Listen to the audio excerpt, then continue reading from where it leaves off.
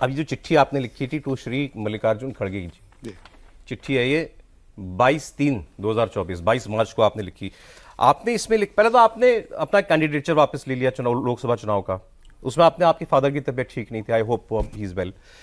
फिर इसमें आपने लिखा कि मुझे एक शख्स जो है लगातार ह्यूमिलिएट करता है, मतलब मुझे बेइज्जत करता है और मेरा कैरेक्टर असैसिनेशन करता है और मैं उससे परेशान होकर के ये पार्टी छोड़ रहा हूं। आपने एक आदमी के लिए पार्टी छोड़ दी?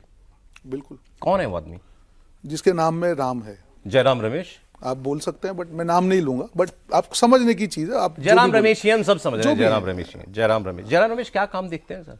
देखिए, वो कम्युनिकेशन के इंचार्ज हैं, 2022 से कम्युनिकेशन के इंचार्ज हैं और तब से पार्टी की जो स्ट्रेटेजी है, नैरेटिव डिसाइड करने का काम उनका है।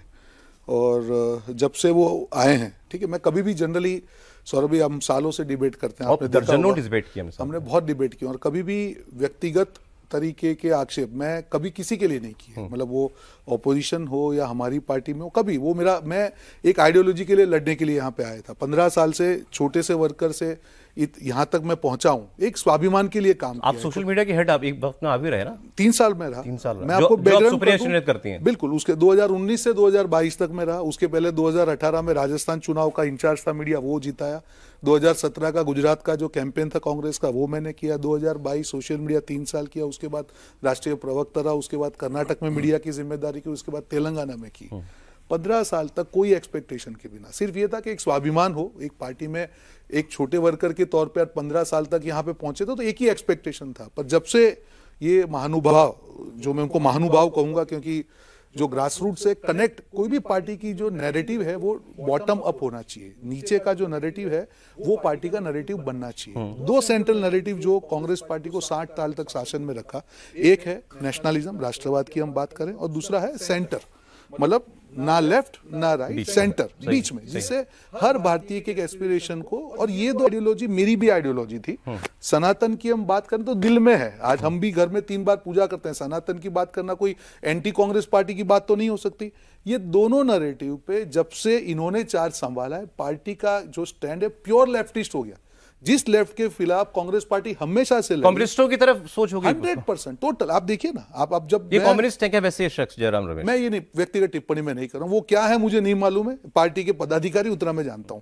तो जब ये सनातन का ये मामला हुआ, जब डीएमके के नेता ने, हम सारे, मैं मेरी बात नहीं कर रहा हूं, जितने प्रवक्ता, क्योंकि ये बेसिक कोई भी भारतीय होगा, वो कांग्रेस का प्रवक्ता होगा या देश का नागरिक होगा, ये तो करे यार, ये स्टेटमेंट को हमको ऑपोज करना ही करना है। वो जो डीएमके के नेता स्टालिन साहब के बेटे ने जो सनातन मारन, उदयनिधि स्टालिन, जो मतलब आप सोच नहीं सकते हैं कि आप सनातन के, देखिए उनकी केसी वेणुगोपाल ने प्रेस कॉन्फ्रेंस की उसके बाद, और प्रेस कॉन्फ्रेंस में सवाल पूछा गया तो उन्होंने कहा ये तो फ्रीडम ऑफ एक्सप्रेशन। एग्जैक्टली, मैं आपको यही कह रहा हूं, how can this be freedom of expression? You are hurting sentiments of crores of Indian. ये फ्रीडम ऑफ एक्सप्रेशन कैसे हुआ? आप ये लाइन आपने, उसके बाद भी आप मीडिया में डिबेट्स में तो आते थे, बिल्कुल, क्या बोलते थे फिर आप? मैं यही कहता था, मेरे पास इसका जवाब नहीं था। कांग्रेस पार्टी का प्रवक्ता था, बात को कहीं और लेके जाना पड़ता था, ये मजबूरी थी। क्योंकि मैं, देखिए, मैं एक सैनिक था।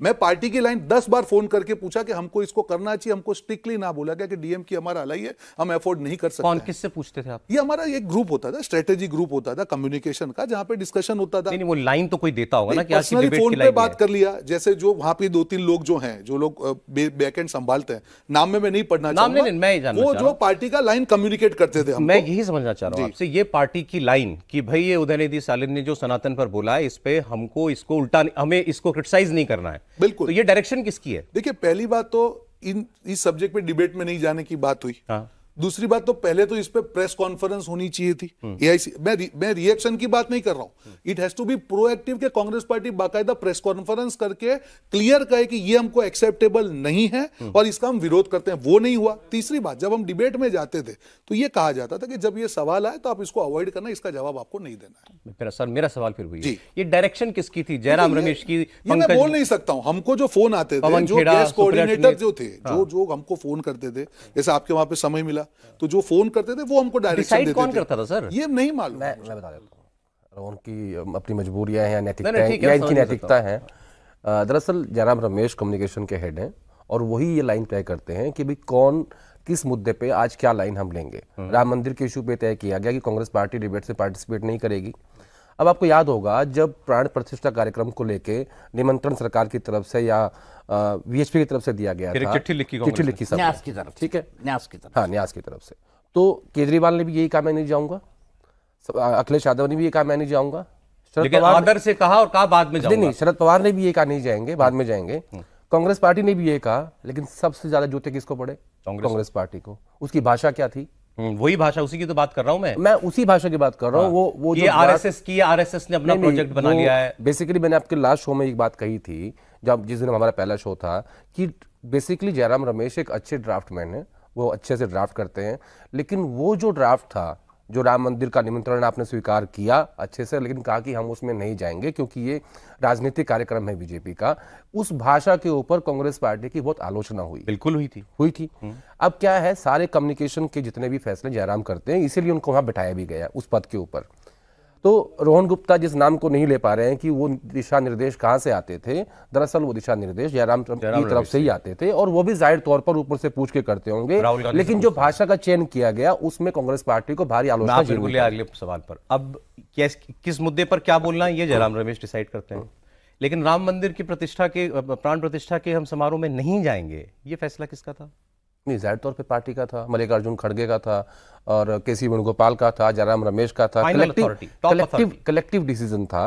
देखिए, कलेक्टिव डिसीजन था, और उसमें तर्क ये आया था, कांग्रेस अध्यक्ष का ये कहना था कि मैं जैसा पार्टी फैसला करेगी मैं जाऊंगा, ठीक है, लेकिन कलेक्टिव फैसला इस बात का हुआ कि हम नहीं जाएंगे। देखो आदेश, कहीं से तो एक हर आदमी एक कहीं से एक ऑर्डर लेता है ना, तो वो कहीं से तो ऑर्डर मैं बता रहा हूँ ना, सोनिया जी ने दिया हो चाहे राहुल गांधी ने दिया हो। इस इशू पे राहुल गांधी, मल्लिकार्जुन खड़गे, केसी वेणुगोपाल, जयराम रमेश, ये जो टॉप की लीडरशिप थी, इन्होंने कलेक्टिव डिसीजन लिया कि हम नहीं जाएंगे, जाएंगे तो क्या फायदा होगा, नहीं जाएंगे तो क्या नुकसान होगा। वो तमाम घटा करके और जोड़ के सब हिसाब लगा के देखा गया, और तब ये फैसला किया गया। लेकिन भाषा बहुत खराब थी, भाषा के जिम्मेदार थे जयराम रमेश, जिसकी वजह से कांग्रेस के जूते पड़े। आपने बिल्कुल सही शब्द इस्तेमाल किया।